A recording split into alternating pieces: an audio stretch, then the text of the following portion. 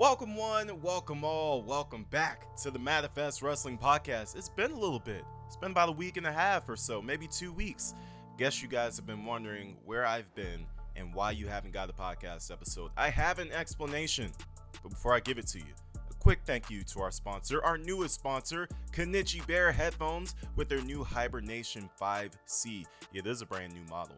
I have the previous model as well, but this is the brand new one, and it comes in this sleek black and silver. Those of you on YouTube, you can see it right now, but those of you on Spotify, you're not going to be able to see it. But it'd be so great if you were hearing this podcast with these headphones on. Real surround sound, soft ear cushions, and it's perfect for gaming and listening to music. It's perfect for the whole family. And you don't have to spend those same prices that you would spend on Bose, on Beats by Dre, any of that stuff. Guess what? You could also use my promo code. All caps, Alfonso. That's ALPHONSO. Go to KenichiBear.com. I'll leave the link in the bio on my Instagram, on YouTube, all of that. Make sure you type in promo code Alfonso. Save yourself 15%. That's almost $30 off of the total price. Save yourself 15% on a brand new pair of Kenichi Bear Hibernation 5C headphones. Perfect for this time of the year. It's almost Christmas, and WWE gave us an early gift, and we're going to get to that. But before we do, I do owe you guys a good explanation of where I've been. So, for those of you who don't know, I am married. I'm almost 30 years old. I just turned 29 a few weeks ago. And I have a 4-year-old as well. And turns out we're expecting baby number 2. So things have been quite hectic around here. We had a lot of chaos surrounding this pregnancy, things that we had to get under control and get settled and get some confirmations on and things like that. But we're all good. Everything's good. We're moving straight forward. But that's where I've been for the past couple weeks. Okay, things have just been very stressful, very chaotic. And I haven't really had the time, patience, energy, anything to put together any podcast episodes. But we are back, and we are better than ever. And we are rolling forward through to the road to WrestleMania. The next big show, obviously, is going to be the Royal Rumble. But we have some more shows in between that we're building to. But WWE started their road to WrestleMania build last night on Monday Night Raw with Cody Rhodes, declaring himself as the first official member, entrant, occupier, contestant, whatever the heck you want to call it. He's declaring for the Royal Rumble match. And we're going to get to that segment and what ended up happening later on in that segment after he declared for the Royal Rumble. But the biggest news coming out of this weekend is, of course, the return of the Second City Saint. CM Punk is back in World Wrestling Entertainment. Hell has indeed frozen over. And you know, I talked about this a lot on the podcast in recent weeks, and I talked about how I don't think that it's necessarily the best idea. I don't know if it'll work, but you hate to say the cliche that only time will tell, but this is one of those situations where only time will tell. And guess what time does? It tells. And, we started off with a huge, thunderous ovation at the end of Survivor Series when CM Punk's music hit in the Allstate Arena in Chicago. CM Punk's hometown came alive and roared as they had been waiting in anticipation for his potential return throughout the entire night. They were chanting his name all weekend during SmackDown and during Survivor Series. And WWE played this so perfectly.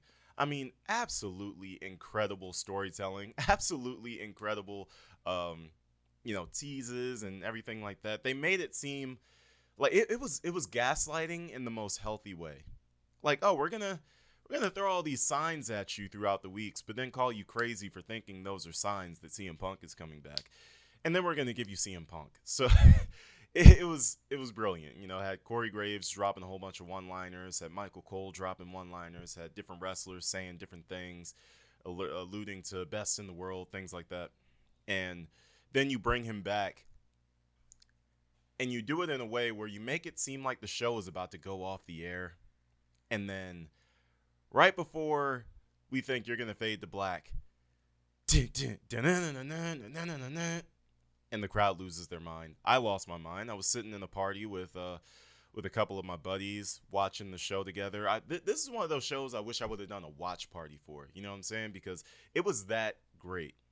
The show in itself was fantastic. Like if CM Punk wasn't expected to be at the show, um, you know, all the focus would be on how great the show was because it was a really good show. Miz and Gunther didn't disappoint. You had a pretty good women's War Games match. The main event was obviously fantastic, and you put all that together, and you have a crowd that's pretty satisfied with the show that they ended up getting, and then you give them CM Punk on top of Randy Orton's return. You give them CM Punk, absolutely tremendous, absolutely tremendous. And CM Punk, obviously on Monday Night Raw last night, ended up having a promo to close the show. It wasn't as much of a controversial promo as you would expect from CM Punk. It was actually very humble and straightforward, which worries me a bit because I'm like, how long does this last? Now, I'm not trying to be negative. I'm not trying to be a Debbie Downer. Anybody who knows me will tell you I am always a glass half full kind of man. But after what we saw in AEW, are we 100% confident in what we're going to see in WWE? And that's my only thing. I don't want this to be the same as it was in WWE. I mean, as it was in AEW, excuse me. And, there's a bunch of reasons why it won't, right? Because obviously WWE backstage is a lot more organized. There's a lot more veterans back there who, have a lot of respect for the business. And that was one of CM Punk's, biggest gripes, is that he felt like the young talent backstage in AEW, your Hangman Adam Pages, your Jack Perrys, he felt like they didn't have the respect for the veterans that they should. And CM Punk is an old school guy.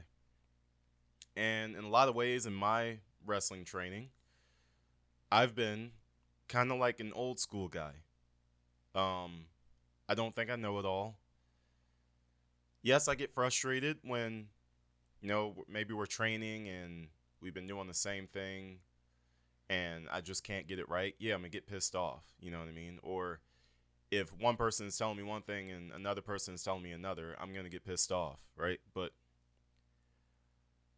as far as listening goes, I'm always deferring to the veterans in the ring. And these are guys, like, not every guy that's training me is a WWE Hall of Famer, right? Some of these guys have just been doing it for longer, for more years than I have. And I still find their advice valuable. So I don't understand why anybody backstage in AEW that's a young talent would not listen to people who have done it at the highest level for years. You got Paul White back there. You got Mark Henry back there. That's just to name a couple. Those are future WWE Hall of Famers. And you got them back there, and you're not listening to them, even though they've had careers that have spanned decades, where they made a lot of money, won championships, and you're not going to listen to what they have to say. That's just weird to me. So that was one of the things that CM Punk did say that, I understood his gripe, when it came to that. I didn't look at him sideways for that one. My thing with CM Punk was that you always seem to find yourself in some type of altercation. And, to me, in my opinion, I'm like, okay, even if you're right, let's say you are right. Let's say CM Punk is just 100% right in all of these situations. Why is it always resulting in some type of physical altercation or some type of shouting contest? That was my issue. Where there's smoke, there's fire. Even if you're right, you are still playing a part in the drama that's going on backstage. You're still playing a part in the negative things that are going on. If Chris Jericho is calling you a cancer, then there's something wrong with the way that you're acting. And that's always been my thing. Again, I've gone on record saying I'm a CM Punk fan. I love the man. Okay? Before he was even big and popular and, doing the best in the world stuff, like a month before actually, I was at Capital Punishment in 2011. That was the pay-per-view right before Money in the Bank 2011. I literally have myself on film. I can go on the WWE Network and find myself on film when CM Punk makes his entrance for his match against Rey Mysterio that night at the Capital One Arena. And his music hits, and I pop for it. And this is when he was still leading the Nexus, and he was still coming out to This Fire Burns. And this was before any of the popularity, before he started outselling John Cena in merchandise. This was before any of that. I was a CM Punk mark. I was a CM Punk mark back when he was the leader of the Straight Edge Society. I was a CM Punk mark back when he was feuding with Jeff Hardy. I was a CM Punk mark back when he was winning his first World Heavyweight Championship, cashing in on Edge. I was a CM Punk mark back when he was still in the WWE ECW. Right? I've loved CM Punk pretty much his entire career since he stepped foot in WWE, since the first time I saw him. So I'm not a CM Punk hater. And I want to make that very clear, because a lot of times this can come off as, I've watched other podcasts. Other podcasts can come off as just being overly negative and overly critical and just jumping on a man while he's down or jumping on a hate bandwagon. That is not what this is here at the Manifest Wrestling Podcast. I want to make that very clear. This is all about holding somebody accountable, calling them out. Like, you have friends and family at home, right? When they do something wrong, you should call them out for it. And you should expect them to do the same thing for you, because that's what accountability is. And that's what real friends and family do. Now, obviously, CM Punk doesn't know me, so I wouldn't call myself CM Punk's friend, but I would ask the question, Phillip Brooks, as one of your biggest fans, why is it that every time there was an altercation in AEW, it seemed to involve you? Like, that can't just be a coincidence. But now you have an opportunity to really turn over a different leaf here in WWE. And in his promo last night, he said things like, I've changed. He feels like he's grown up. He feels like maybe this experience with AEW has shifted his thought process on WWE. That doesn't mean WWE was just completely, blameless in, their part in CM Punk leaving the company ultimately. But I think maybe this experience has taught CM Punk, like, hey, the grass is not always greener on the other side. And yes, he had a lot of success and a lot of different ventures and a lot of different projects and a lot of different things going on in the 10 years that he was gone from WWE. He got into acting. He got into the UFC, had 2 fights there, made a lot of money off of those. He got into commentating for MMA. Of course, he went back to AEW. And, he's obviously found ways to continue to make himself money and stay relevant. And again, like he said last night, crowds have never stopped chanting his name. That is the crazy part. He's been gone from the WWE for almost 10 years, and the fans never stopped chanting his name. They never stopped dreaming of a day where CM Punk would come back to WWE, because at the time, CM Punk was one of the biggest stars in the company. He was a lot of people's heroes. He was my favorite wrestler, obviously. When he left, all we wanted was for him to come back. And when that did not happen, it left a void in us, because you connect to these people. It's not just characters on television. You're connecting to these characters. It's almost perfect example. For those of you out there who are fans of the show Martin, when Gina left the show because of things that were going on set between her and Martin Lawrence that she wasn't okay with, when she ultimately ended up leaving the show was never the same after. You felt a void there that could not be replaced, because you had connected to this Gina character for so many seasons, and now she's just gone? and she's not coming back. That's insane. But you end up going and you do the reunion show, and you get a little bit of closure there from that reunion show. And it's the same thing with the CM Punk situation. You have a situation there where it's even bigger because people pay tickets to come see you in person, whether through a show or maybe get your autograph or something. Like, people had opportunities to actually connect with you, and then you're just gone from the company overnight. No warning, no anything. How are we supposed to deal with that?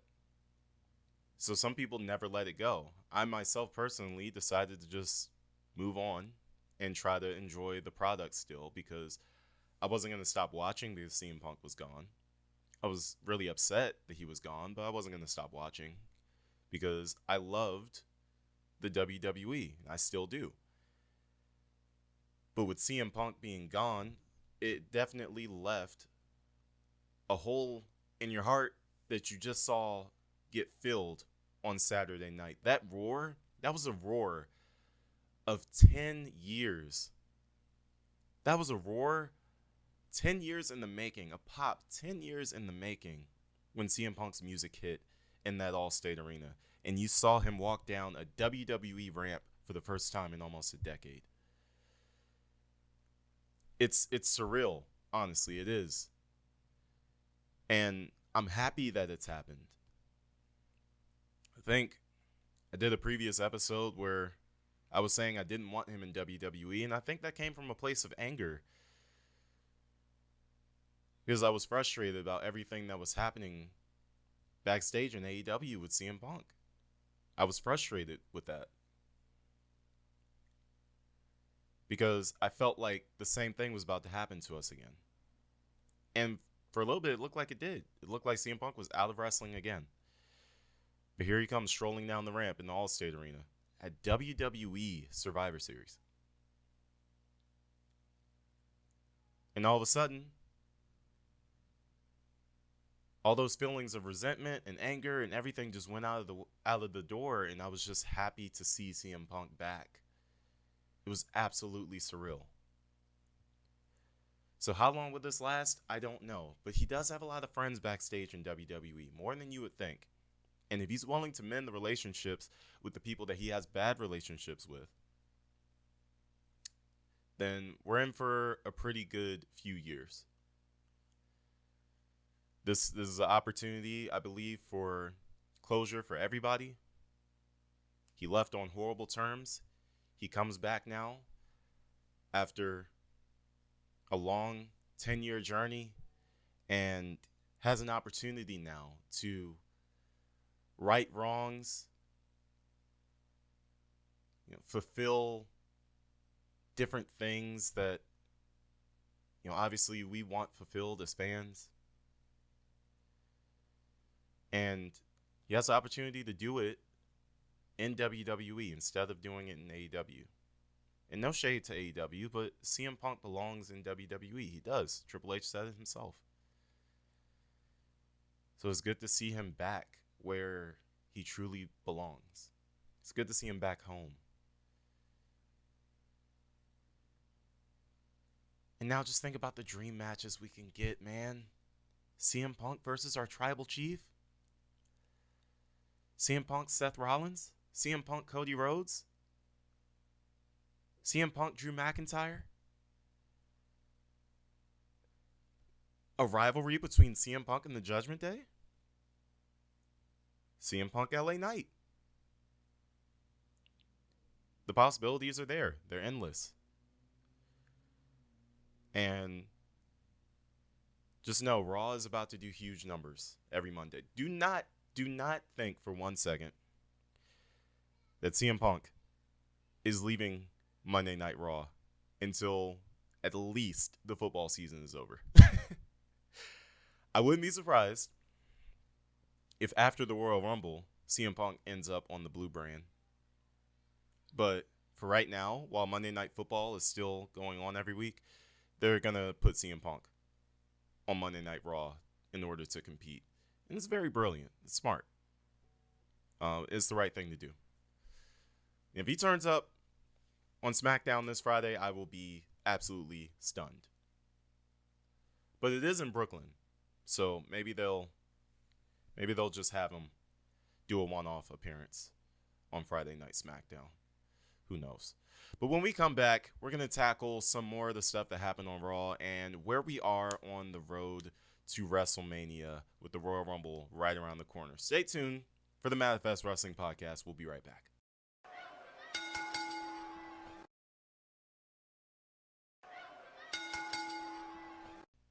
Welcome back to the Manifest Wrestling Podcast. Your host, Alfonso McCree Jr. here.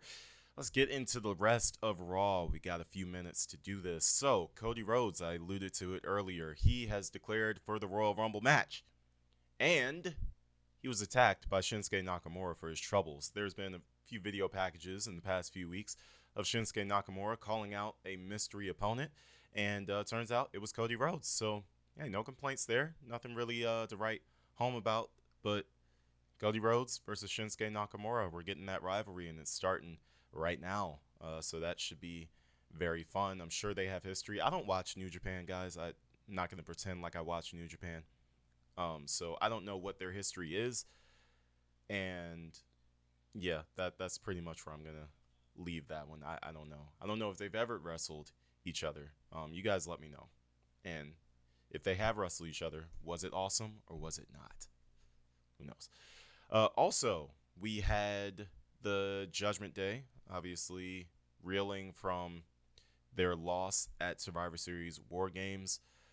I don't know if they're trying to, create some cracks in the foundation, but they all seem very supportive of each other after that War Games match. But you never know with Rhea Ripley.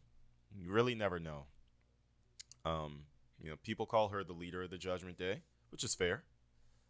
I would call her the leader of the Judgment Day as well. I think it's a really cool dynamic if you have her as the actual leader of the Judgment Day. I think that paints like a really cool thing going on there where you got this group of men, but they're led by this woman who's also like a dominatrix. It's pretty cool.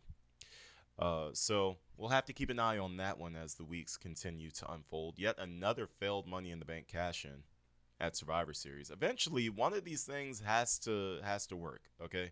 Senior Money in the Bank is going to be a good World Heavyweight Champion, and I hope that he does it in the Judgment Day and not by himself. I really think this Judgment Day stable has just risen from nothingness and turned themselves into one of the most memorable acts in recent memory. So good for them, man. They've really turned everything around. I feel like Edge is very proud of how far they've taken the Judgment Day. It's awesome. It's awesome. JD McDonough fits right in. Dominic, he's doing his thing. Finn's doing his thing. Rhea's obviously a dominant women's champion, and she has Elimination Chamber coming up in Perth, Australia, where I hope she's in the main event, and I hope it's against somebody that's worth being in the main event with her. But I think that would be an awesome scene if she's in the main event in Australia. It's her home country.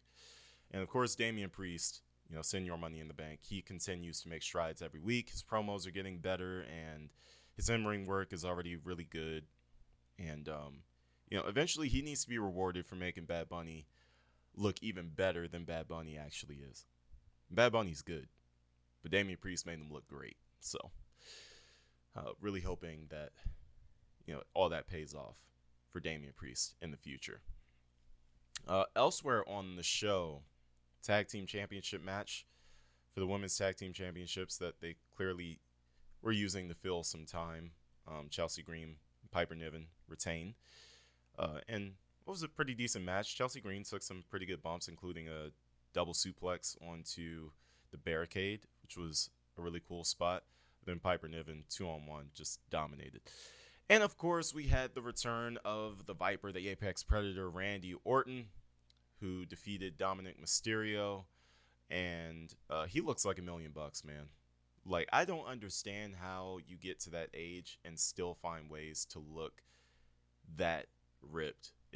absolutely phenomenal. I think Corey Graves said, no, Wade Barrett said last night, he was like, man, if he writes a book on how to look this good, I'm reading it. Me too, Wade. Me too. I wouldn't say I'm out of shape or that I don't look great. I do have a six pack, but Randy's on a different level. His arms are huge. His torso's huge.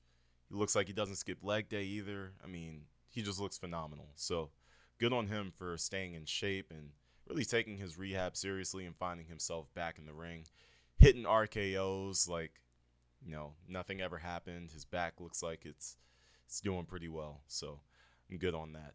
So that'll do it for today's episode of the Manifest Wrestling Podcast. Thank you guys so much for tuning in, and thank you guys so much for being patient with me as I went through this process of growing my family. Again, things have been very, very chaotic, but looking to get back on a more consistent posting schedule and starting today, making that commitment once again. Do have Karate Combat coming up in Las Vegas in a couple of weeks. Karate Combat 43. We're running Benson Henderson versus Anthony Pettis 3. If you guys remember the Showtime kick, the one where Anthony Pettis runs up against the wall of the cage and delivers a roundhouse kick with the right leg. Yeah, well, they're going to run that back, and they're going to do it in the Karate Combat pit, and it's going to be absolutely phenomenal, and it's coming to you live from Sin City with yours truly doing the ring announcing. At least I hope so. If anything changes, I'll let you guys know. But from all the signs point to I will be in Las Vegas. But you guys know I'm very transparent with you guys. So if anything changes, ain't no shame in my game. I know I did my thing at KC42, so I'm just going to let you guys know what's up, what's on the up and up. But that'll be all for today's episode. Thank you guys for watching. I will see you guys next time. Don't forget, stay safe and stay blessed. And I will see you guys in the next podcast. Peace.